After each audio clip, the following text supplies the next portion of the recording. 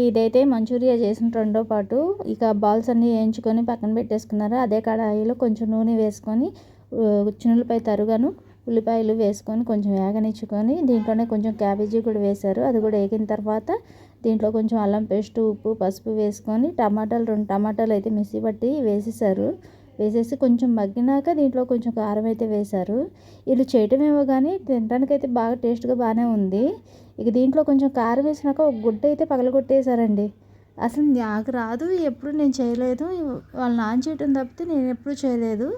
కానీ టేస్ట్ అయితే బాగానే ఉంది. కాకపోతే బాల్స్ కొంచెం ఉడుకుంటే ఇంకా సూపర్గా ఉండేది. ఒక స్పూన్ కార్న్ఫ్లవర్ అయితే ఒక స్పూన్ తీసుకొని ఉండలు లేకుండా కలుపుకొని దీంట్లో పోసేసారు గుజ్జులాగా వచ్చేలాగా. ఇక గుడ్డు అయితే పగలగొట్టుకొని వేసుకొని అది కొంచెం లేదు, కొంచెం మాత్రం కలిపేశారు. అది చూస్తానికి బాగుంది అన్నట్టు కలిపేశారు.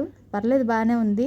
నేను తినడానికి అయితే బాగానే ఉంది. నాకు తెలిసి మా పిల్లలు చేశారు కాబట్టి నాకైతే బాగానే ఉంది. ఫస్ట్ టైం చేసినా బాగా చేశారనిపించింది. ఇంకా బాగా నేర్చుకుంటే ఇంకా బాగా చేస్తారు. తర్వాత వేయించుకున్న మంచూరియా ఉండలన్నీ వేసేసుకొని బాగా కలుపుకున్నారు.